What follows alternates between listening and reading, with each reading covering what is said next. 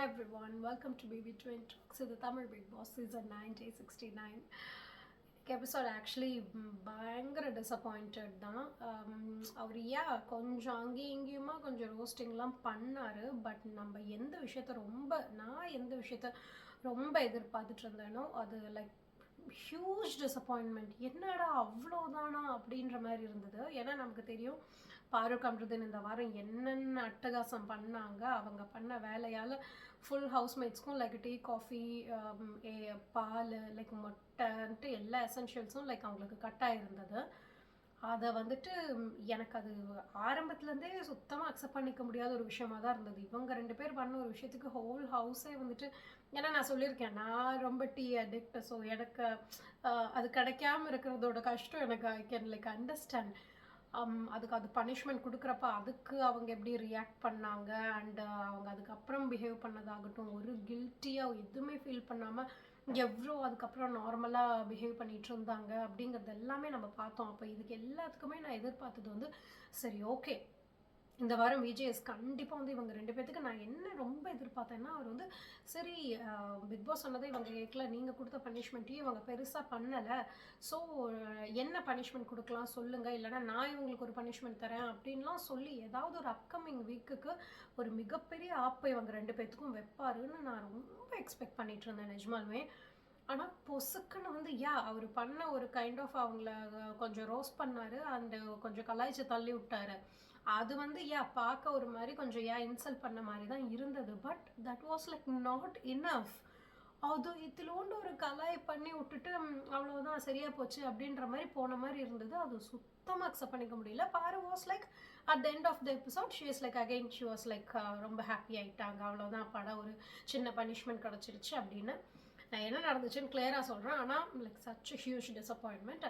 So ஆரம்பிக்கும் போதே வந்துட்டு விஜய்ஸ் வந்துட்டு எல்லோரும் உட்காருங்க, எப்படி இருந்தது இந்த வாரம், டீ காஃபி எல்லாம் இல்லாமல் எப்படி இருந்தது அப்படின்னு ஆரம்பிக்கும் போதே பாருக்கு புரிஞ்சிச்சோ இப்போ இதில் தான் ஆரம்பிக்க போகிறாங்களா அப்படின்ற மாதிரி லைக் ஷில் பி லைக். ஆனால் பாரோட ஆக்டிங் இன்னைக்கு பார்க்குறப்ப எனக்கு சத்தியமாக அப்படியே 2 அவ்வளோ கோவம் வந்துச்சுன்னா அப்பட்டமாக நடிக்கிறாங்கங்கிறது அப்படி தெரியுது. ஏன்னா அவங்க நீங்கள் இதுக்கு முன்னாடி வீக்கெண்ட் எபிசோட்ஸ் எடுத்து பார்த்தீங்கன்னா she is like doing this, என்ன சொல்கிறது, she is like very much aware. இதை கண்டிப்பாக ஒரு வீக்கெண்டும் அவங்களுக்கு ஏதாவது ஒரு விஷயத்துக்கு ஏதோ ஒரு வீக்கெண்ட் தான் அவங்களுக்கு பெருசாக திட்டு கிடைக்கலன்னு நினைக்கிறேன். எல்லா வீக்கெண்டும் ஏதாவது ஒன்று பாருக்கு விழும். ஸோ பாருக்கு என்னென்னா maybe like she is like use to this. So அவங்க என்னென்னா எல்லா வாரமும் திட்டுறப்ப வந்துட்டு பயங்கரமாக உடனே சாரி சார் இல்லைன்னா அந்த சோகமாக மூஞ்சி வச்சுக்கிறதுன்னு சொல்லிட்டு அந்த நேரத்தில் ஐயோ சரி பாரு அப்படியே okay she is like realising she is understanding அப்படின்னு சொல்லிட்டு அந்த நேரத்துக்கு அவங்கள விட்டுட்டு போகணுங்கிறதுக்காக அவங்க வந்து அப்படியே அந்த ஒரு பாவமாக மூஞ்சி வச்சுக்கிட்டு எல்லாம் அப்படியே ரியலைஸ் பண்ண மாதிரி ஒரு ஆக்ஷனை கொடுப்பாங்க. அதுக்கப்புறம் திரும்ப மண்டேலேருந்து பண்ண அதே தப்பு தான் பண்ணிட்டு இருப்பாங்க. 11வது வாரம் வந்துட்டோம். Again she is doing the same thing. இன்னைக்கு அதுவும் விஜய் சார் அந்த கொஷின் கேட்குறப்போ அப்படியே ரொம்ப கஷ்டப்படுற மாதிரி, ரொம்ப ஃபீல் பண்ணுற மாதிரி, அப்படியே ஷோன்னு அப்படியே சோகமாக மூஞ்சி வைக்கிறத பார்த்தப்போ எனக்கு ஐயோ விஜய்ஸ் வந்து ஏமா நீ கொஞ்சம் நடிக்கிறத நிறுத்துமான்னு சொல்கிறோன்ற மாதிரி தான் இருந்தது. Today she was like act பண்ணுறாங்கங்கிறது அவ்வளோ அப்பட்டமாக தெரிஞ்சது. அவங்களுக்கு கண்டிப்பாக அந்த ஒரு ஃபீல் அதெல்லாம் ஒன்றுமே கிடையாது. விஜய்ஸ் திட்டுறதாகட்டும் இல்லை மக்களை வச்சு கொஞ்சம் கலாய்ச்சி தள்ளினார், அதெல்லாம் அவங்களுக்கு வந்து எப்போ அவங்கடா எனக்கு வந்து கொஞ்சம் வைரல் ஆகணும், எனக்கு டெய்லியில் சம்பளம் கிடைக்குது, எனக்கு அதுக்காக தான் நான் வந்திருக்கேன், நீங்கள் என்னை ஏற்றியோட நான் இன்னும் இங்கே எக்ஸ்டெண்ட் ஆகிட்டே தான் போயிட்டுருப்பேன், அதனால் என்ன திட்டணுமோ திட்டிக்கோங்க அப்படின்ற மாதிரி தான் பாரு இருக்கிற மாதிரி தான் இருந்துச்சு.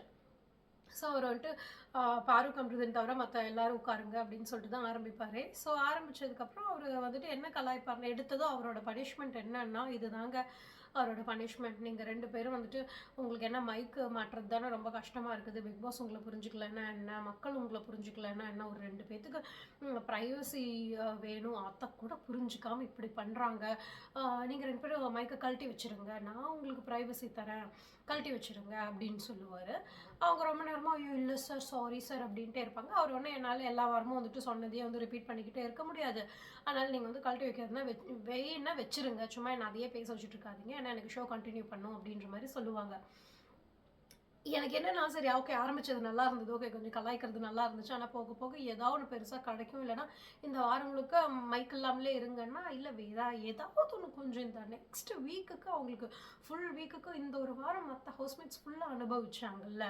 அந்த மாரி அடுத்த வாரத்துக்கு ஃபுல்லா அவங்க அனுபவிக்கிற மாரி ஏதோ ஒண்ணு தருவாங்கன்னு எதிர்பார்த்தேன். வெறும் இது ஒண்ணு தாங்க. வெறும் அந்த மைக் அதுவும் என்ன, அந்த ஒரு 1 ஹார் ஓகே. இப்ப அவங்களுக்கு வந்துட்டு 4 ஹார்ஸ் எடுப்பாங்கன்னு கூட வச்சுக்கலாம். அந்த ஒரு 4 மணி நேரம் ஆரம்பத்துலருந்து அந்த 2 வரைக்கும் மைக் இல்லாம இருந்தாங்க. அவ்வளோதாங்க. இதுதான் பனிஷ்மெண்ட் ஆமா.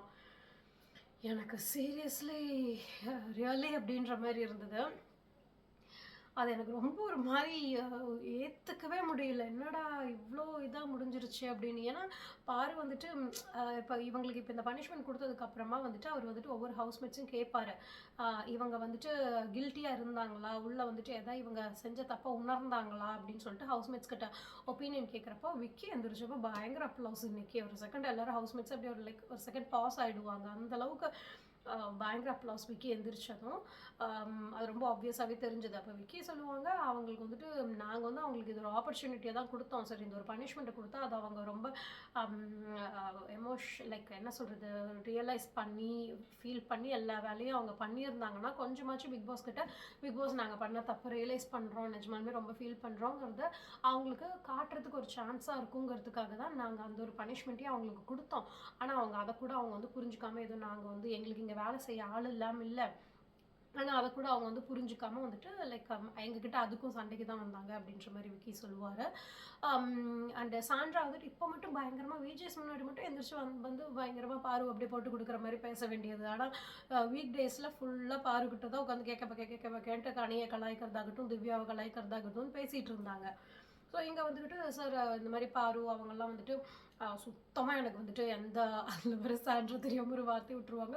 அவங்களுக்கு சுத்தமா குற்ற உணர்ச்சியே இல்ல சார். ஏன்னா இந்த பனிஷ்மென்ட் குடுத்ததுக்கப்புறம் கொஞ்ச நேரம் கழிச்சு போய் பார்த்தா, பாருவும் கம்ருதுன்னு பெட்ல படுத்துக்கிட்டு இருந்தாங்க அப்படின்ற மாரி டக்குன்னு ஒரு மாரி வேற மாரி மீனிங்ல சொல்லிடுவாங்க. கம்ருதுன்னு என்னது அப்படின்ற மாரி பார்த்துட்டு தலையில அடிச்சுப்பாரு. என்ன இந்த லேடி பேசுது அப்படின்ற மாரி. அப்புறம் உடனே அவங்க வந்து ஐயோ! இல்ல பெட்ல அப்படி அதாவது கம்ருதீன் மடியில பாரு படுத்துட்டு இருந்தாங்க அப்படின்னு சொல்லிட்டு அத கொஞ்சம் கிளியரா எக்ஸ்பிளைன் வேற பண்ணுவாங்க. ஸோ அந்த மாரி வந்துட்டு இது சொல்லுவாங்க. அதனால அவங்களுக்கு வந்துட்டு அது முடிஞ்சதுக்கப்புறமா அவங்க பாட்டுக்கு கேஷுவலா ஹக் பண்ணி படுத்துக்கிட்டு, அப்படின்லாம் திரும்ப பேசிக்கிட்டு கேஷுவலா தான் சார் இருந்தாங்க. ஸோ அவங்க கிட்டேருந்து எந்த விதமான ஒரு கில்ட்டியும் நான் பார்க்கல அப்படின்ற மாரி. ஆரவர் அதுக்கப்புறம் எந்திரிச்சுட்டு சூப்பர்பான ஒரு எக்ஸ்ப்ளனேஷன் குடுப்பாங்க. பயங்கர கிளாரிட்டி அவங்க ஸ்பீச்ல. ஸோ அவங்க சொல்லுவாங்க, அவங்க 2 பேரும் பண்ண தப்புக்கு அந்த ஒரு அக்கவுண்டபிலிட்டியே எடுத்துக்கல சார். அவங்க வந்து இது ஒரு ட்ரேட் மாரி தான் பண்ணாங்க. அவங்களுக்கு நாங்க வந்து அவங்க யூஸ் பண்ண அந்த டெர்மினாலஜிஸ் லைக் அக்கவுண்டபிலிட்டி, ட்ரேட் அதெல்லாம் லைக் ரொம்ப பரவாயில்ல இந்த பொண்ணு நல்லா பேசுறாங்க. ஈவன் விஜய் இஸ் வெரி குட்னு சொல்லி உட்கார வைப்பாரு. ஷி பி லைக் டெல்லிங் நாங்க அவங்களுக்கு பனிஷ்மென்ட் குடுத்தப்போ, அப்ப அவங்க எங்ககிட்ட கேட்கறது வந்துட்டு, இது இப்ப நாங்க பண்ணிட்டா மட்டும் அந்த டீ, காஃபி திரும்ப வந்துருமா என்ன? அப்படின்ற மாரி ட்ரேட் தான் அங்க பண்ணிட்டு இருந்தாங்களே தவிர, சரி அது வருதோ இல்லையோ, இல்ல வர வைக்கணும். நம்ம இந்த மாரி அதுக்கு ஒரு பனிஷ்மென்ட்ட நம்ம ஏத்துக்கிட்டு கஷ்டப்பட்டு அத செஞ்சு பிக் பாஸ் வந்து ஓகே தே ஹேவ் ரியலைஸ்ட் அப்படின்னு புரிஞ்சு அவங்களுக்கு அத தர வைக்கிற மாரி அவங்க அந்த பனிஷ்மென்ட் ஏத்து பண்ணியிருக்கணும். அக்கவுண்டபிள் ஆயிட்டு, அத விட்டுட்டு அவங்க வந்துட்டு இது பண்ணா மட்டும் என்ன வரவா போகுது? அண்ட் ஆல்சோ இதுக்கு முன்னாடி ஒரு டாஸ்க்ல நீங்கள்லாம் என்ன கஞ்சி குடிச்சு தானே இருந்தது. அப்பல்லாம் அந்த வாரம்லாம் இருந்தீங்கல்ல. இது என்ன பெரிய விஷயமான்ற மாரி சொன்னாங்க அப்படின்னு அவரோட சொன்னத வந்து அதுக்கப்புறம் அங்கேருந்து விஜேஎஸ் அந்த விஷயத்த நெறைய எடுத்துட்டு போவாரு. அந்த கஞ்சி குடிச்சு தானே வாழ்ந்தீங்க அப்படின்னு சொன்ன வார்த்தைய. அதுக்கப்புறம் விக்கி, அரோரா முடிச்சு திவ்யாவும் நல்ல ஏன்னா திவ்யாவுக்கும் கம்ருதீனுக்கும் ஒரு மிகப்பெரிய ஃபைட்டே நடந்திருக்கும். அதுக்கு தனியா ஒரு கான்வர்சேஷன் போகும்.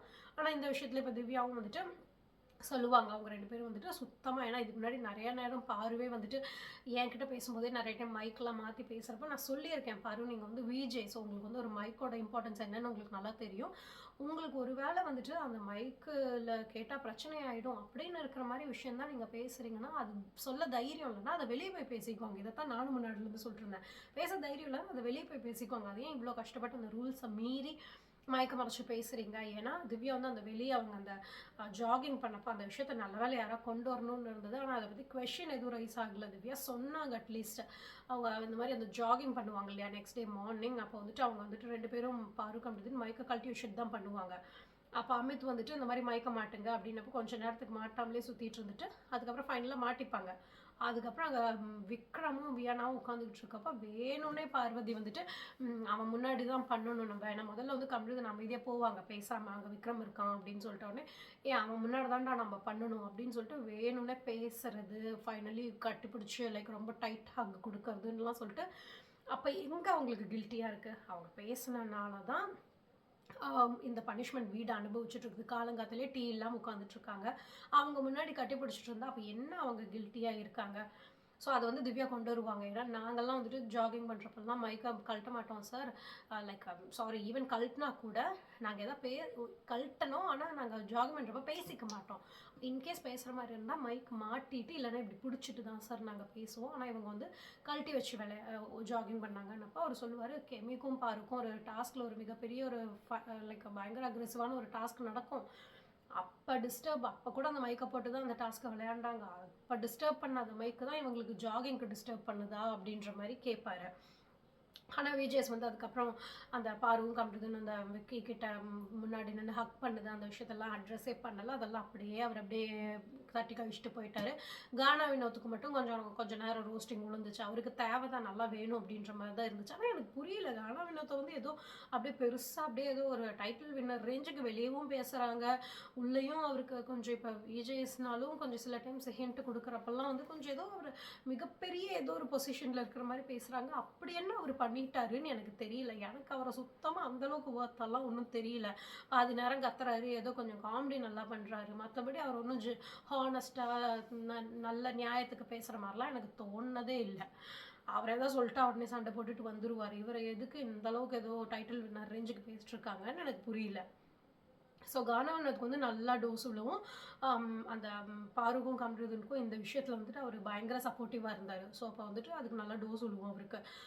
இந்த மாதிரி என்ன கானா வினோத் அவங்க வந்து கில்ட்டியாக இருந்தாங்கன்னு ஃபீல் பண்ணுறீங்களா அப்படின்னு கேட்டதுக்கு அவர் வந்துட்டு அதை கொஞ்சம் அவங்கள பூசி முழங்குற மாதிரி பேசுவார். அப்போ உடனே இவர் கேட்பார், மற்றவங்கெல்லாம் சொன்ன மாதிரி நீங்கள் சொல்லலையே அப்படின்னதும் இவர் டக்குன்னு உடனே நான் சொன்னேனே அப்படின்னதும் விஜேஸ்க்கு செம கடுப்பாயிடும். அவர் உடனே ஆடியன்ஸை பார்த்து அவர் சொன்னாரா, அவர் மற்றவங்க சொன்ன மாதிரி சொன்னாரா, அவர் ஒப்பிட்டு லைக் என்ன சொல்கிறது பூசி மொழிகி தானே பேசினார்.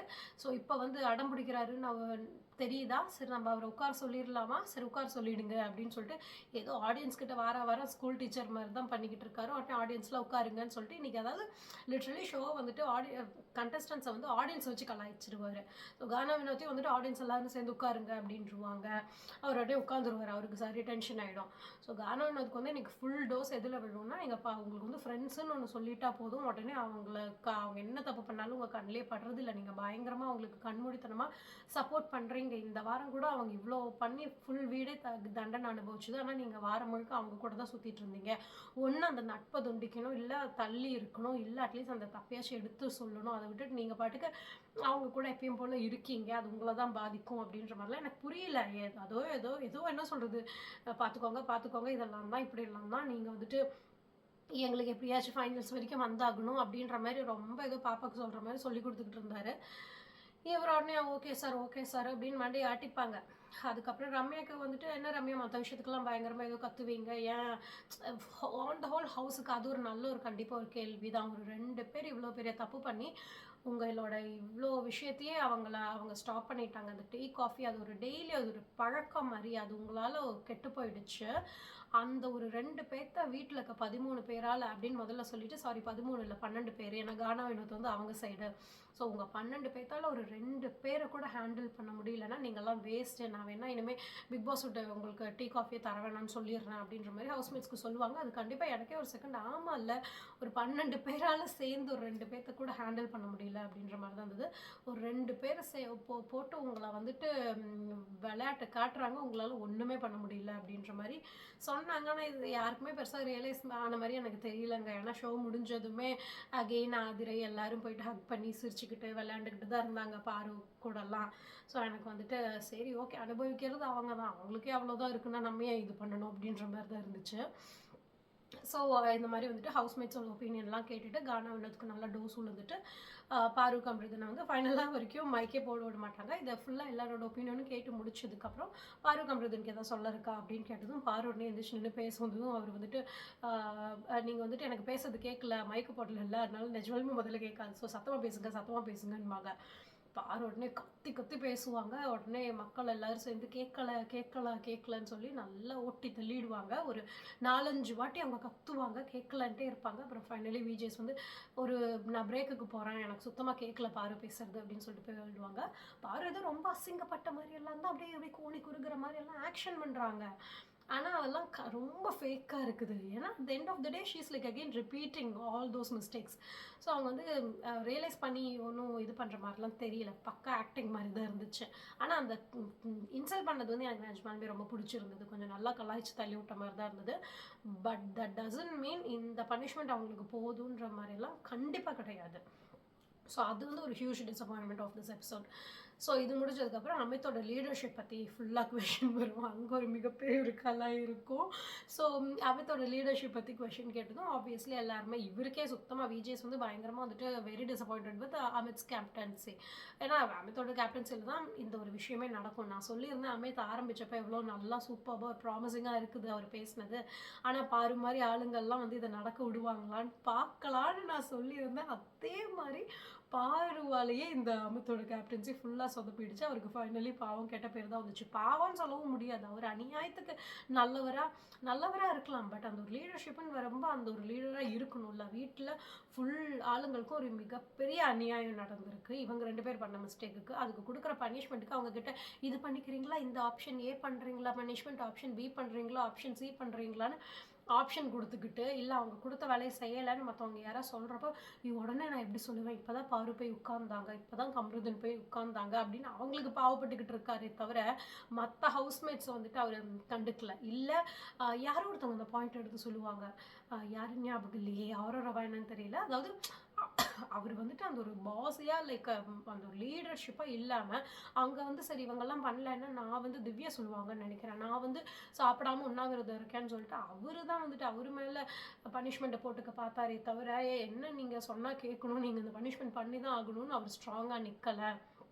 ஸோ ரொம்ப புவர் கேப்டன்சியாக தான் இருந்துச்சுன்ற மாதிரி அமித்துக்கும் நல்லா சொல்லுவோம். உடனே அமித் வந்து லாஸ்ட்டாக விஜேஸ் கிட்ட நான் தப்பு தான் சார், நான் தப்பாக உணர்ந்துட்டேன்னதும் விஜேஸ் வந்து இவங்க என்ன வார யாரை திட்டினா உடனே வந்துட்டு நான் தப்பு தான் அப்படின்னு சொல்லிட்டு படக்குன்னு முடிச்சு விட்டுறாங்க.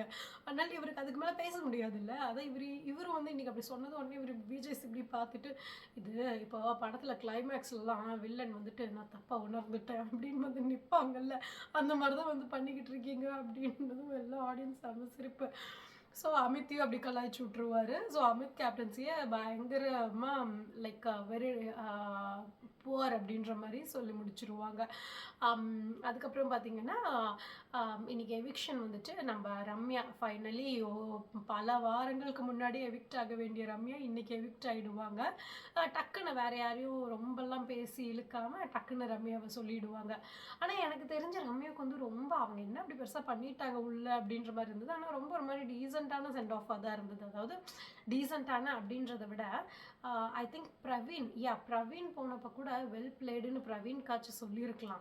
பிரவீனுக்கு கூட அவர் ரொம்ப பிக் பாஸ் வந்து ரொம்ப நார்மலாக சரி போயிட்டு வாங்க அப்படின்ற மாதிரி அமுச்சு விட்டுட்டாரு. ரம்யாவுக்கு வந்து ரொம்ப கொஞ்சல்ஸ் அப்படியே பிக் பாஸும் பயங்கரமாக வந்துட்டு கொஞ்சம் 2-3 டைலாக்ஸ்லாம் எக்ஸ்ட்ரா பேசுகிறாரு. ஸ்டேஜ்லேயும் என்னென்னா விஜேஸ் வந்து ரம்யாவுக்கு வந்துட்டு டீ கொடுக்குறாங்க. ஏன்னா அவங்க டீ ரொம்ப பிடிக்கும், இந்த வாரம் டீ இல்லாமல் இருந்தனால ஸ்டேஜில் கூப்பிட்டு டீ எல்லாம் கொடுத்து ரொம்ப ஒரு மாதிரி ரொம்ப ஏதோ இது ரம்யாவுக்கு வந்து கொஞ்சம் ஒரு எக்ஸ்ட்ரா சம்திங் ஒரு அட்டென்ஷன் கொடுக்குற மாதிரி எனக்கு ஃபீல் ஆகுது. I don't know why is that special care அப்படின்ற மாதிரி இருந்தது. குறும்படம்லாம் ஒன்றுமே இல்லை ரம்யாவுக்கு போடுறதுக்கு, சத்தியமாக ஒன்றுமே இல்லை. டக்குன்னு முடிஞ்சிருச்சு. ஹார்ட்லி ஏதோ ஒரு நிமிஷம் தான் இருந்திருக்கும்னு நினைக்கிறேன் ரம்யா குறும்படம். ஸோ அப்போ தான் தெரியுது ஒன்றுமே லிட்ரலி ரம்யா பண்ணலன்ட்டு. ஸோ ஆனால் அதுக்கப்புறம் ஸ்டேஜில் பேசுகிறப்ப மட்டும் எல்லாருக்கிட்டையும் பேசுகிறப்ப டக்குன்னு கனியை கொஞ்சம் இன்சல்ட் பண்ணி விட்டுருவாங்க. கனி வந்துட்டு ரம்யா நல்லா இருப்ப, நல்லா இரு அப்படின்னதும் ரொம்ப நடிக்காத அப்படின்னு மேபி அவங்க அந்த ஒரு பழக்க இதில் கனெக்ஷனில் அப்படி ஃப்ளோவில் சொன்னாங்களா என்னன்னு தெரில. ஆனால் கனியோட தங்கச்சி விஜயலட்சுமி வந்து அது இன்ஸ்டாகிராமில் பயங்கரமாக 2-3 ஸ்டோரி போட்டு அதை பற்றி இவ்வளோ வந்து கனி பாசமாக இருந்து கடைசியில் கனிக்கு வந்துட்டு இப்படி தான் ரம்யா சொல்லிட்டு போனாங்க, இது எப்படி எடுத்துக்கிறது.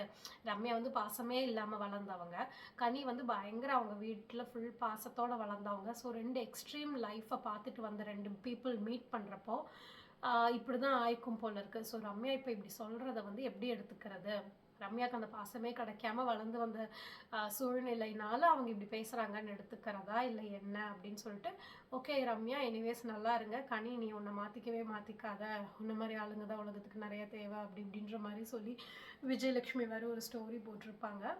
ஆனால் எனக்கு அந்த இது வந்து டபுள் டைம் லைக் ரிப்பீட் பண்ணி பார்த்தேன் ரம்யா பேசினது. ஃபஸ்ட் டைம் எனக்கும் டக்குன்னு பார்த்தப்போ என்ன இப்படி சொல்லிட்டாங்கன்னு இருந்துச்சு. ஆனால் அவங்க அதை சொல்லி முடிச்சு அடுத்து சொல்கிறது வந்து கனியாக்கா எனக்கு உன்னை ரொம்ப பிடிக்கும் அப்படின்ற மாதிரி தான் பேசுவாங்க. ஸோ மேபி அவங்களுக்கு கூட அந்த ஒரு பாண்ட் மேபி நல்லா அந்த ஒரு ஜாலியான பாண்ட் இருந்திருக்கும், அதனால தான் அப்படி பேசியிருப்பாங்கன்னு தான் எனக்கு தோணுது. அதை வந்து வேணும்னு இன்சல்ட் பண்ணணும்னு சொன்ன மாதிரி எனக்கு படலை. அதுக்கப்புறம் மெயினாக வந்துட்டு அவர் அந்த கஞ்சி குடிச்சிட்டு தானே இருந்தீங்கன்னு சொல்லிட்டு, சாரி இந்த விஷயத்த விட்டுட்டேன், பாரு சொன்ன விஷயத்த அவர் நல்லா அட்ரெஸ் பண்ணார். இந்த மாதிரி வந்துட்டு கஞ்சி குடிச்சிட்டு தானே இவ்வளோ நாள் இருந்தீங்க அப்படின்னு உங்களை சொன்னால் நீங்கள் எப்படி எடுத்துக்குவீங்களா அப்படின்ற மாதிரிலாம் அதை நல்லா கேள்வி கேட்டார். அதுக்கப்புறம் அந்த திவ்யாவுக்கும் கம்ருதனுக்கும் நடந்த பிரச்சனையவும் அட்ரெஸ் பண்ணியிருப்பார். இந்த மாதிரி கம்ருதன் வந்து என்ன திவ்யா வந்து பாடி ஷேம் பண்ணப்போ, ரம்யாவை போன வாரம் கம்ருதன் கத்தனப்போ திவ்யா உங்களுக்காக கொஷின் பண்ணாங்கல்ல, ஆனால் பாவமாக இருந்துச்சு.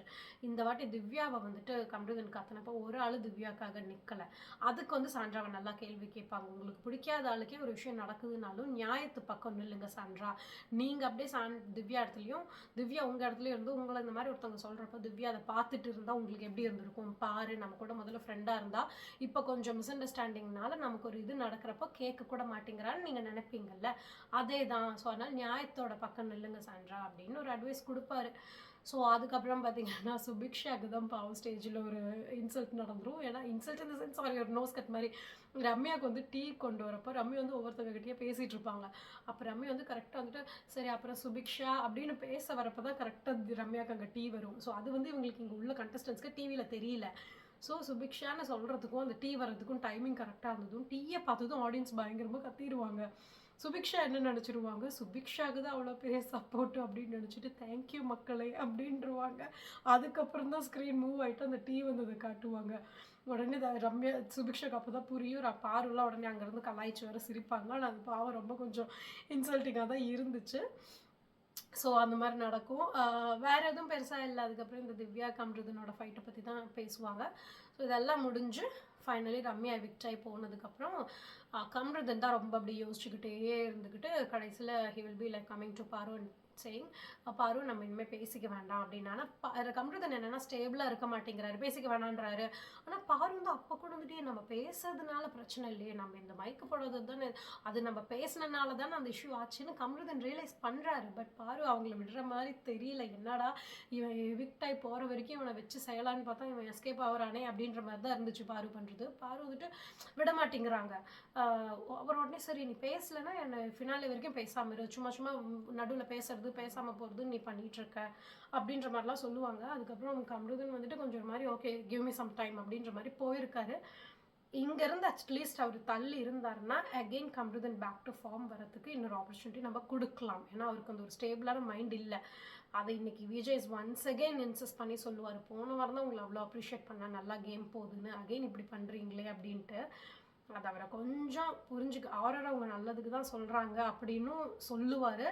ஸோ கொஞ்சம் கம்ருதன் புரிஞ்சுக்கிட்டாருன்னா ஓகே ஒரு ஒன் மோர் சான்ஸ் கொடுக்கலாம் அப்படின்னு தோணுது. ஏன்னா அவருக்கு வந்து டக்குன்னு அந்த ஒரு புரிஞ்சிக்கவே அவருக்கு ரியலைசேஷனே வரமாட்டேங்குது. அவருக்கு ரியலைசேஷன் இந்த சென்ஸ் ஐ மீன் அவருக்கு அந்த புரிஞ்சுக்கிற தன்மை இல்லையோ அப்படின்னு எனக்கு தோணுது. சும்மா பிளாப்லான்னு கத்துறது மட்டும்தான் தவிர அந்த புரிஞ்சுக்கிற அந்த ஒரு மெச்சூரிட்டி இல்லை.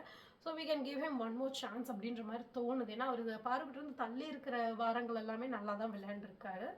ஆனால் பாருக்கும் கம்ருதனுக்கும் எனக்கு கொடுத்த பனிஷ்மெண்ட் வந்து not at all we are like satisfied. So anyways நாளைக்கு என்ன எபிசோட் லைக் நாளைக்கு என்ன நடக்குது, விஜய் வேறு யார் என்னென்ன பண்ணுறாங்கன்னு நமக்கு வெயிட் பண்ணி பார்க்கலாம். So until then see you guys tomorrow. Bye bye.